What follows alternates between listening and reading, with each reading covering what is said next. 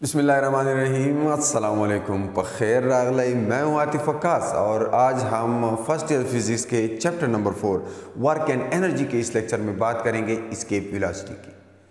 Dear students, escape velocity की definition अगर देखें so it's the initial velocity a projectile must have at the surface of earth in order to get out of the gravitational field of earth.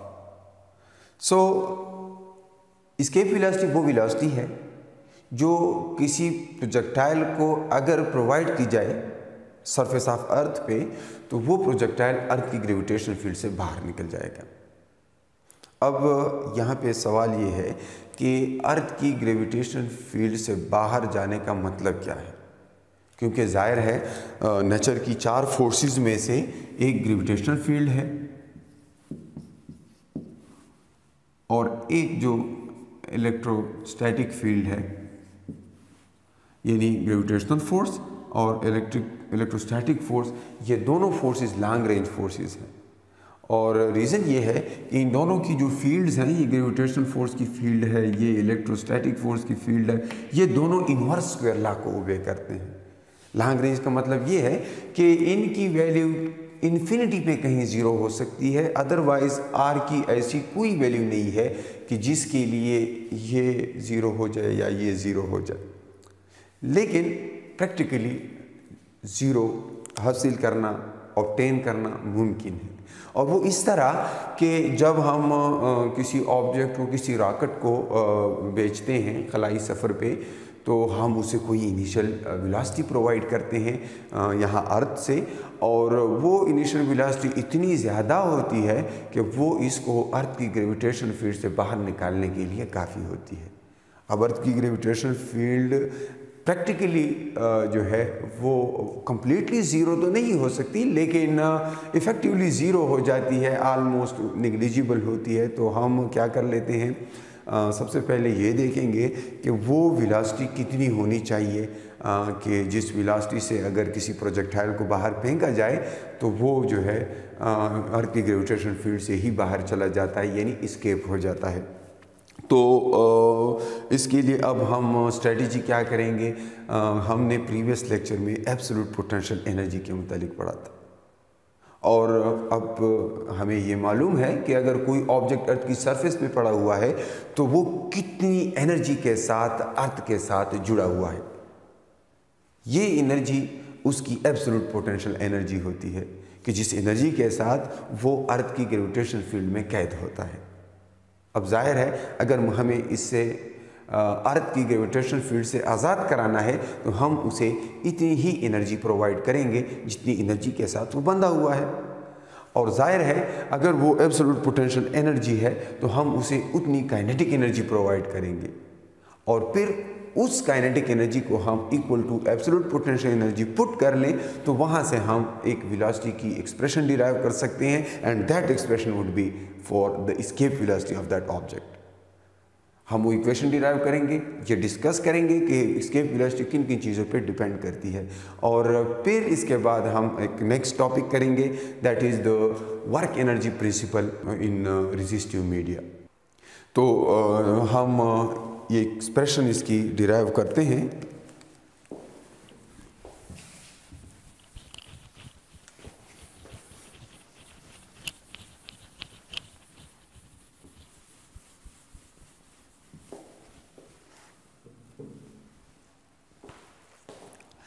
Mathematical expression का starting point क्या होगा? Starting point ये होगा कि we must provide that projectile a kinetic energy that is equal to absolute potential energy of the object at the surface of earth. अब अगर object surface of अर्थ पे पड़ा हुआ है तो उसकी एब्सोल्यूट पोटेंशियल एनर्जी जो है वो क्या होती है, यानी उसकी जाउल्स की करेंसी में वर्थ क्या है, और that is g times mass of अर्थ, क्योंकि अर्थ की ग्रेविटेशन फील्ड में वो ट्रैप्ड है, multiplied with mass of that projectile divided by radius of earth, because the object is lying on the surface of earth, so it is re distance away from the origin of the gravity, and on left hand side we write half m v square. But this velocity here is the escape velocity, because this energy is enough to eject the object out of the Earth's gravitational field. Because if we pay this amount of energy to the object, it gets out of the Earth's gravitational field, and the corresponding velocity is then the escape velocity. So this velocity is escape velocity. मैं subscript में ESC साथ लिख लेता हूँ. And if we divide both side by mass of object get cancelled, and we get V escape square, 2 goes there, gme divided by re. And if we take square root on both sides, we get the expression for the escape velocity, and that is square root of 2g mass of Earth divided by radius of Earth. And this is now the expression for the escape velocity. Now I call it equation 1. And यहाँ से मुझे अब आसानी से पता चल सकता है कि मैं किसी भी प्रोजेक्टाइल को कितनी वेलोसिटी दूं कि वो अर्थ की ग्रेविटेशन फील्ड से बाहर निकल जाए. अब ये इसकी इनिशियल वेलोसिटी होगी उस प्रोजेक्टाइल की, और अर्थ की सरफेस पे हमें इसको प्रोवाइड करनी होगी. अब अगर मैं जी की वैल्यू सब्स्टिट्यूट कर लूँ, जी की वैल्यू आप लोग जानते हैं कि that is gravitational constant, and it is 6.67 into 10 raised to the power minus 11 Newton meter square per kilogram square. And then I have mass of Earth here in the formula. So mass of Earth is 6 into 10 raised to the power 24 kilograms approximately, and radius of Earth is 6.4 into 10 raised to the power 6 meters approximately. And if I substitute all these values here in equation 1, I can get the escape velocity for the projectile at the surface of Earth equals to 11,200 meters in 1 second. And if you look at this expression, here we have no mass of the object.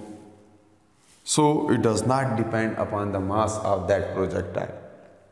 So इससे कोई फर्क नहीं पड़ता आप किसी छोटे से पत्थर को एस्केप करना चाहते हैं, यानी अर्थ की ग्रेविटेशनल फील्ड से बाहर फेंकना चाहते हैं, किसी रॉकेट को फेंकना चाहते हैं, किसी सैटेलाइट को अर्थ की ग्रेविटेशनल फील्ड से बाहर निकालना चाहते हैं, तो आपको ये वेलोसिटी प्रोवाइड करनी होगी, चाहे वो कोई भी ऑब्जेक्ट हो, मास पे डिपेंड नहीं करता.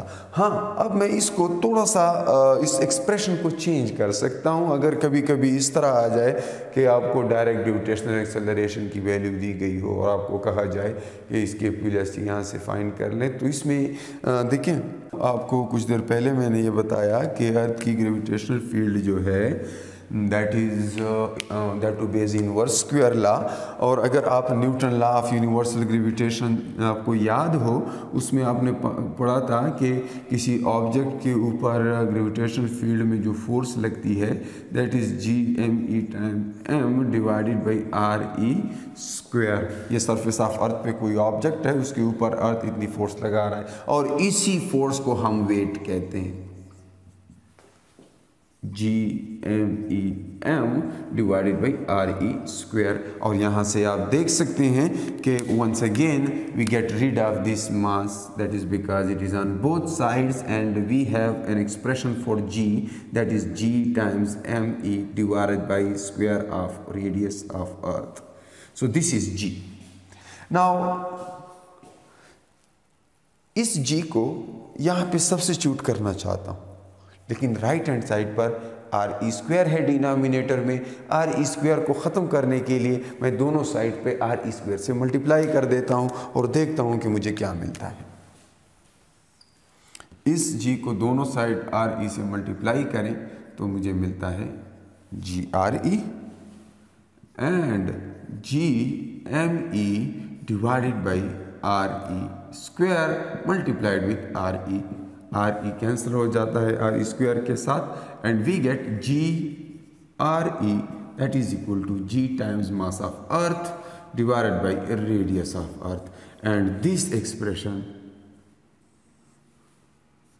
now works. This is some equation 2, and if I substitute equation 2 here in equation 1, look, is 2 GME divided by RE. So GME is GRE, and I can put equation 2 in equation 1, and we get V escape that equals 2G radius of Earth. अब अगर मुझे radius of earth मालूम हो और मुझे उस point के ऊपर जी की वैल्यू मालूम हो सरफेस के ऊपर, तो मैं आसानी से इसके वेलोसिटी यहाँ से भी मालूम कर सकता हूँ।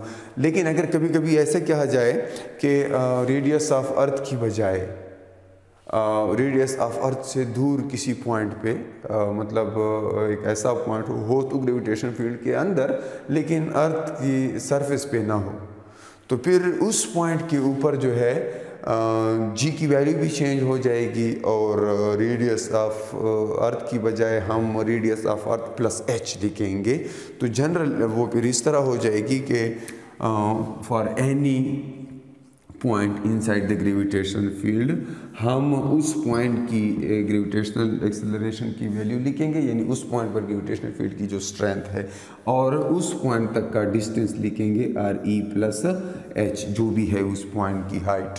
ठीक है, तो बहरहाल अर्थ की सरफेस पे ये 11,200 मीटर्स पर सेकेंड है। और यहाँ से एक और बात भी याद रखें कि एस्केप वेलोसिटी जो है इस फार्मूले के मुताबिक आप देख रहे हैं कि it is inversely related to the square root of radius, और यहाँ आपको ऐसे नज़र आ रहा है कि it is proportional to the square root of radius. यहाँ पे डायरेक्ट रिलेशन नज़र आ रहा है, यहाँ पे इनवर्स रिलेशन नज़र आ रहा है, लेकिन याद रहे डियर स्टूडेंट, यहाँ पर जी के डिनोमिनेटर में स्क्वायर ऑफ रेडियस ऑलरेडी मौजूद है, इसलिए ये एक्सप्रेशन आप याद रखें कि वो जो है अगर आप अर्थ के सेंटर से दूर किसी पॉइंट से इसको एस्केप करना चाहेंगे तो निस्बतन आपके लिए आसान होगा as compare to the point at surface. So इसका मतलब ये है RE बढ़ने से एस्केप वेलोसिटी कम हो जाती है। बहरहाल ये इन वैल्यूज़ पे डिपेंड करती है और RE के इन्वर्सली रिलेटेड है। ये उस केस में आप लिखते हैं कि अगर G कोई कांस्टेंट होता, जो कि कांस्टेंट नहीं है, हाइट बढ़ने से G की वैल्यूज़ भी चेंज होती है, तो इसलिए यहाँ पर बाकी सारी चीज़ें कांस्टेंट हैं, मास और G और ये, तो ये एक्सप्रेशन आप यूज़ करें जब भी आपने रिलेशनशिप देखना हो इसके वेलोसिटी और रेडियस ऑफ अर्थ या उस पॉइंट के डिस्टेंस के दरमियान। ठीक है, बहरहाल इसके बाद हम ये कर सकते हैं कि इस एक्सप्रेशन की बेस पे कई क्वेश्चन सॉल्व कर सकते हैं। अगर हमें कहा जाए कि मून की सरफेस से किसी ऑब्जेक्ट को एस्केप करना है तो उसके लिए फिर यहाँ पर मास ऑफ मून होगा और यहाँ पर रेडियस ऑफ मून होगा। ठीक है, तो ये है कि एस्केप वेलोसिटी अर्थ की सरफेस पे जिस ऑब्जेक्ट की आप देखें, ऑब्जेक्ट के मास पे डिपेंड नहीं करती, अर्थ के मास पे डिपेंड करती है। अगर आप मून से किसी ऑब्जेक्ट को एस्केप करना चाहेंगे, मून के ग्रेविटेशनल फील्ड से बाहर निकालना चाहेंगे, तो उसके लिए फिर अकॉर्डिंगली आप मास भी मून का पुट करेंगे, रेडियस भी मून का पुट करेंगे, तो उससे फ़र्क पड़ता है। तो ये मास ऑफ प्लैनेट पे डिपेंड करता है, मास ऑफ प्रोजेक्टाइल पे डिपेंड नहीं करता। और इसके बाद हम बात करते हैं work energy theorem in resistive media. तो जब हमारे पास कोई ऐसा मीडियम हो जिसके अंदर आगे से पोजीशन ऑफर होती हो, डिसिपेटिव फोर्सेस लगती हों, तो उस केस में वर्क एनर्जी प्रिंसिपल या वर्क एनर्जी थ्योरम क्या होगा। तो ये मैं मिटा दूँ।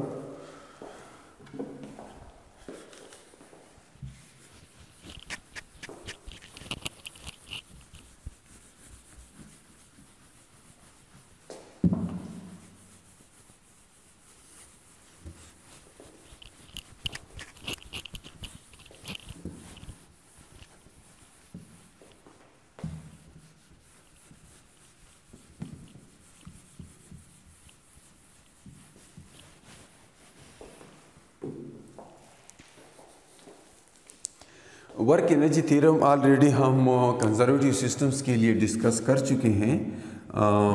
वर्क एनर्जी थ्योरम, सो कंजर्वेटिव सिस्टम्स के लिए हम ऑलरेडी इसको डिस्कस कर चुके हैं। मैं थोड़ा याद दिला दूं।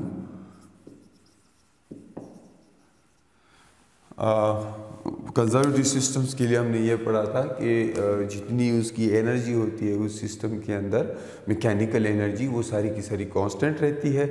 वो काइनेटिक और पोटेंशियल एनर्जी के दरमियान जो है ओसिलेट करती है वो एनर्जी। और हमने पढ़ा था कि जितना भी वर्क डन किसी सिस्टम पे किया जाए वो या तो उसकी पोटेंशियल एनर्जी चेंज करेगा या उसकी काइनेटिक एनर्जी चेंज करेगा। ये वर्क एनर्जी थ्योरम था किसी कंजर्वेटिव सिस्टम के अंदर। यानी हमने वर्क किया, अगर तो उस वर्क से जो है पोटेंशियल एनर्जी बढ़ती है तो वो वर्क नेगेटिव होगा क्योंकि अगेंस्ट द फील्ड वर्क करना पड़ेगा। और अगर जिस वर्क से एनर्जी पोटेंशियल एनर्जी कम होती है तो वो वर्क जो है वो पॉजिटिव वर्क होता है। लेकिन फिर इसलिए मैं पोटेंशियल एनर्जी के साथ नेगेटिव का साइन लिख रहा हूँ, जबकि काइनेटिक एनर्जी जो है वो वर्क की अगर पॉजिटिव है तो काइनेटिक एनर्जी में चेंज पॉजिटिव होगा, वर्क नेगेटिव है तो काइनेटिक एनर्जी में चेंज नेगेटिव होगा।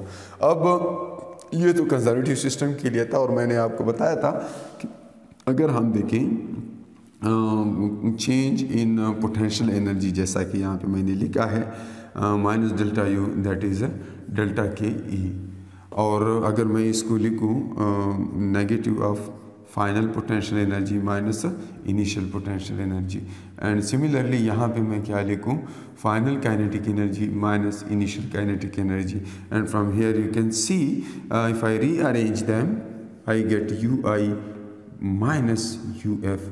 ये नेगेटिव साइन मल्टीप्लाई हो के पॉजिटिव, तो इनिशियल पॉजिटिव हो गया और फाइनल नेगेटिव हो गया। और यहाँ पर फाइनल पॉजिटिव है और इनिशियल नेगेटिव है।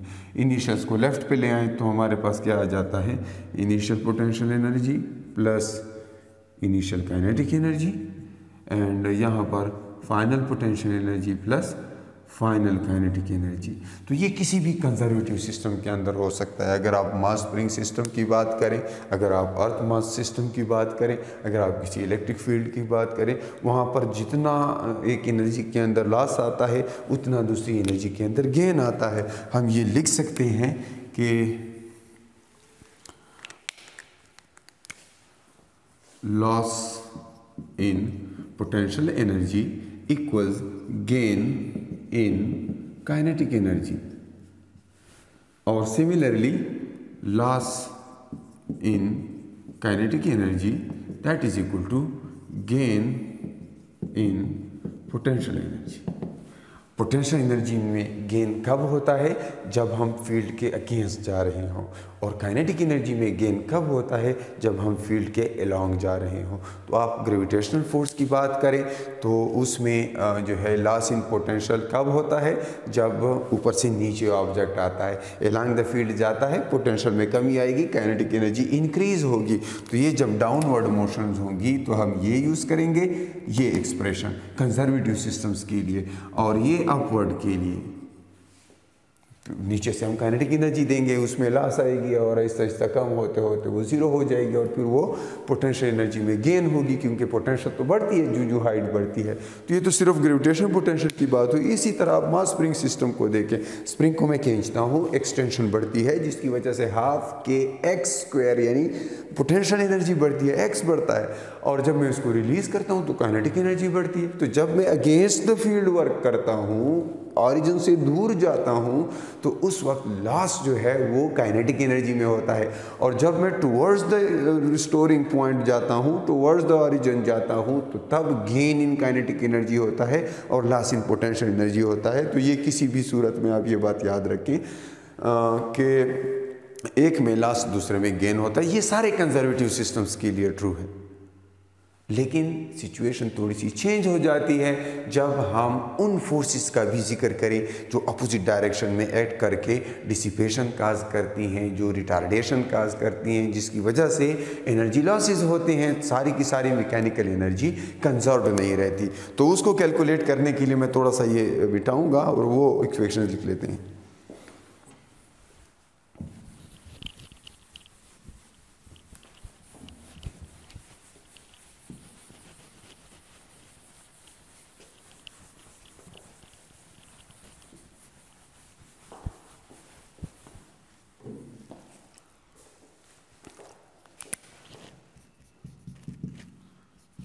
जब डिसिपेटिव मीडियम हो या इस तरह हो कि रिटार्डिंग फोर्सेस लग रही हो या in the presence of friction हो,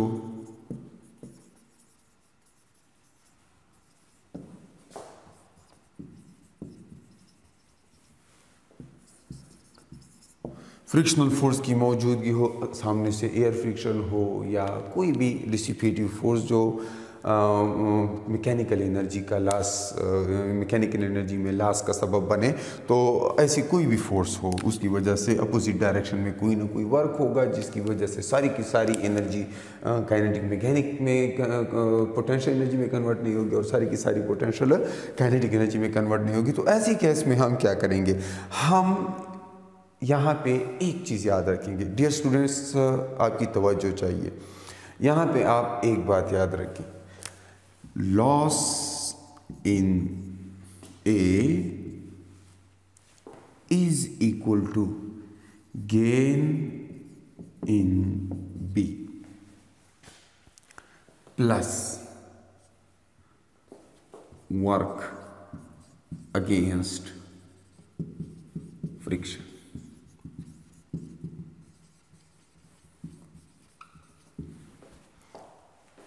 what is A, what is B, ये डिपेंड करता है सिचुएशन पे। वंस अगेन वो कंजर्वेटिव सिस्टम वाला सीन दोबारा रिकॉल करें। मैंने अभी कुछ देर पहले कहा कि गेन काइनेटिक एनर्जी में कब होगा, जब टुवर्ड्स द ऑरिजिन जाएंगे, रिस्टोरिंग फोर्स की डायरेक्शन में जाएंगे, तो काइनेटिक एनर्जी में गेन आएगा, पोटेंशियल एनर्जी में लॉस आएगा।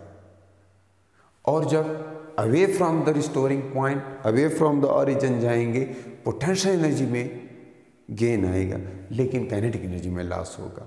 आपने हमेशा लेफ्ट पे वो एनर्जी लिखनी है कि जिसमें लॉस हो रहा है और राइट पे वो एनर्जी लिखनी है कि जिसमें गेन आ रहा है, और उसके साथ पॉजिटिव साइन के साथ प्लस वो वर्क लिखना है जो फ्रिक्शन की वजह से हो रहा है।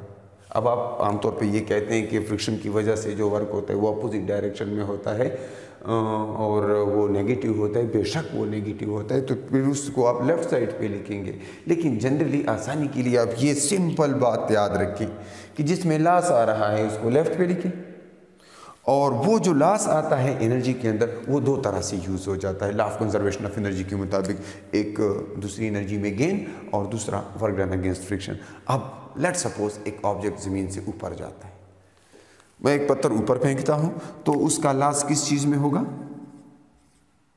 नहीं सुना मैंने, ऐसे वैसे लॉस इन काइनेटिक एनर्जी। क्यों? क्योंकि हम इनिशियल वेलोसिटी उसको दे देते हैं, ऊपर फेंक देते हैं, ऊपर जाता है, आराम आराम से स्लो होने लगता है और फिर एक पॉइंट पे जाकर रुक जाता है, और फिर उस पॉइंट के ऊपर उसकी पोटेंशियल एनर्जी मैक्सिमम हो जाती है, लेकिन काइनेटिक एनर्जी जीरो हो चुकी होती है। So if an object is moving in upward direction in gravity particularly, तो उसकी काइनेटिक एनर्जी में कमी आती है। लास्ट मैंने लेफ्ट पे लिखा, तो वो काइनेटिक एनर्जी कहाँ जाएगी? Gain in potential energy. लेकिन this time I am not ignoring the air drag, I am not ignoring all those forces which are retarding the object, उसको रोकने की कोशिश कर रही है। सो मैं यहाँ पर वो वर्क लिख लेता हूँ जो रिटार्डिंग फोर्सेस की वजह से हो रहा है, और let suppose I call that force is F, and वो डिस्प्लेसमेंट जो है that is H. F H is that work जो कि फ्रिक्शनल फोर्सेस की वजह से अपोजिट डायरेक्शन में हो रहा है। सो अपवर्ड डायरेक्शन, यहाँ पे मैं इस एरो से ये शो कर रहा हूँ कि डायरेक्शन अपवर्ड है अंडर द ग्रेविटी, तो यहाँ पर हो जाएगा हाफ एम वी स्क्वायर, यहाँ पे हो जाएगा क्या, यहाँ पे है एम जी एच, और यहाँ पर प्लस एफ एच। एंड यहाँ से फिर आप कोई भी अननोन मालूम कर सकते हैं। आपको इसमें से वैल्यूज़ बताई गई होंगी कि मास ये है, वेलोसिटी ये दी गई थी, इनिशियली कितनी हाइट तक पहुँचा होगा, तो ये सारी चीज़ें यहाँ से आप निकाल सकते हैं। अगर आप इसको थोड़ा सा मज़ीद भी सिंपल करें तो ये एच इसमें से कॉमन आ जाता है, सॉरी थोड़ा सा मैं करें तो ये h इसमें से कॉमन जाता है और यहाँ पे हाफ mv² है। इसको रीअरेंज कर लें, आपके पास h के लिए एक्सप्रेशन आ सकता है। ये तो हाइट फाइंड करने के लिए किसी भी लॉ में आप ये फार्मूला यूज़ कर सकते हैं जब आप फ्रिक्शंस को कंसीडर करते हैं। लेकिन अगर मैं ये देखूं कि ऑब्जेक्ट बजाय नीचे से ऊपर जाने के ऊपर से नीचे आए, तब ये एक्सप्रेशन किस तरह हो जाएगी? तो तब ये हो जाएगा कि यहाँ पर मैं क्या लिखूँगा, अगर मोशन डाउनवर्ड है, इस दफ़ा मोशन डाउनवर्ड है, तो मैं क्या लिखूँगा, loss in potential energy that is equal to gain in kinetic energy plus work against friction. And once again here I would be having mgh then, and here half mv² and then fh. तो अगर हमें work done against friction find करना है, potential energy minus kinetic energy से find कर सकते हैं। अगर हमें फ्रिक्शनल फोर्स फाइंड करना है तो work potential energy minus kinetic energy divided by H. तो ये इसको कई तरह से आप यूज़ कर सकते हैं। गिवन डेटा को देखेंगे, आपको क्या क्या चीज़ें दी गई हैं, क्या आपने फाइंड करना है। It's very straightforward and remember, if you are moving along the field that is loss in potential energy.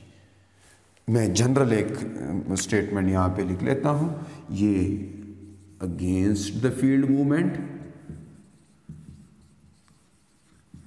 And this one is along the field. Okay, so along the field loss in potential energy, against the field loss in kinetic energy, and नूर पदेना रुस्तो पजान सवका बस है कि अल्लाह बंदगानो इंसान दा से दिल का बुनियादम तो खुदा अकल वर करे दे सोच भी कहो लारा प्रेदे लारा। अल्लाह हाफिज़।